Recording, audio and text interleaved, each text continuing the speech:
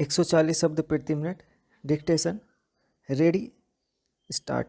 अध्यक्ष महोदय, 14, 15 और 16 फरवरी को होने वाली कार्य समिति की बैठक के प्रस्ताव में निम्नलिखित बातों पर विशेष जोर दिया गया। आंदोलन का सूत्रपात गांधी जी और उनके द्वारा चुने गए लोगों द्वारा किया जाएगा और पूर्ण स्वराज की प्राप्ति के लिए इस आंदोलन को अहिंसात्मक ढंग से चलाया जाएगा।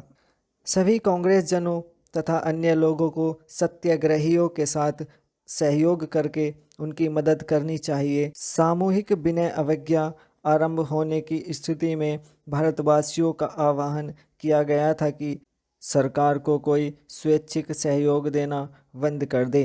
अंत में नेताओं की गिरफ्तारी की हालत में भारत की जनता खुद कांग्रेस संगठन को चलाएगी और आंदोलन का नेतृत्व करेगी।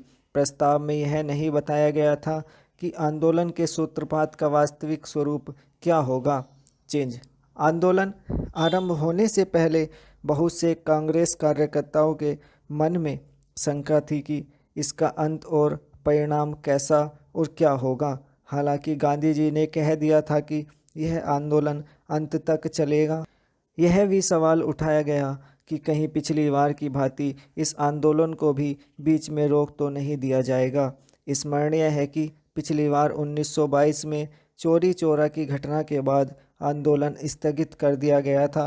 अपनी आत्मकथा में जवाहरलाल ने इसे इस प्रकार बताया कि महात्मा गांधी के अनुसार अहिंसा का तरीका ही एकमात्र सही रास्ता है और सही ढंग से इस तरीके पर काम किया जाए तो अमोघ तरीका है। गांधी जी का यह रवैया अन्य नेताओं और कार्यकर्ताओं को नापसंद था।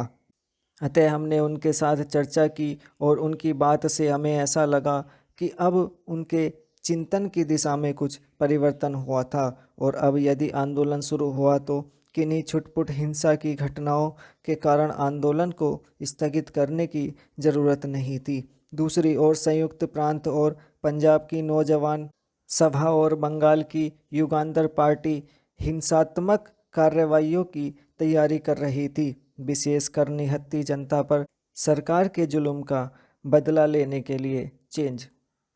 इसके बाद ही गांधी जी ने यंग इंडिया के स्तंभों में अपने विचारों का खुलासा करना शुरू किया। 27 फरवरी 1930 को उन्होंने लिखा कि सविनय अवज्ञा आरंभ करने के बाद उनकी गिरफ्तारी अवश्यभावी है।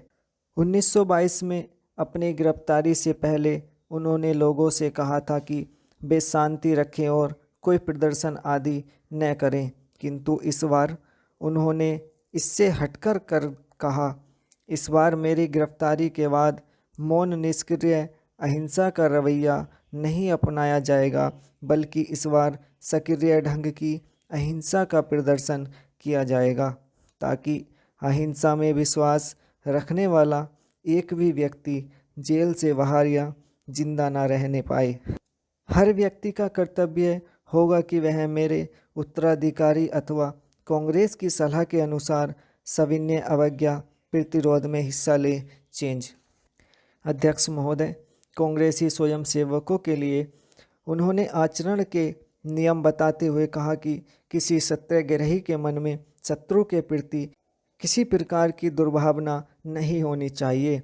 उसे अपने ऊपर किए जाने वाले हमले का जवाब हमले से नहीं देना है और न किसी भयवश मारपीट को सहन करना है।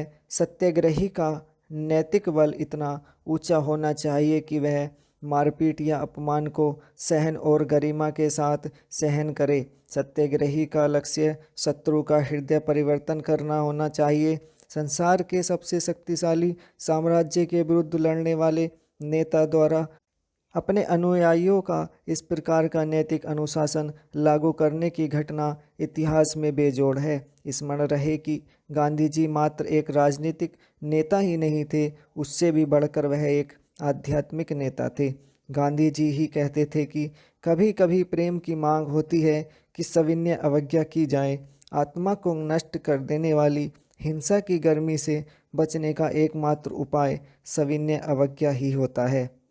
गांधी जी के साथियों को शायद ऐसा लग रहा हो कि जिस राजनीतिक लक्ष्य के लिए वे संघर्ष कर रहे हैं उसके साथ गांधी जी की राजनीतिक रणनीति का मेल नहीं बैठता। एक राजनीतिक नेता का यह संतों जैसा रवैया देखकर कभी कभी कुछ कांग्रेसी लोग दबी जबान से उनकी खिल्ली भी उड़ाते थे। स्टॉप।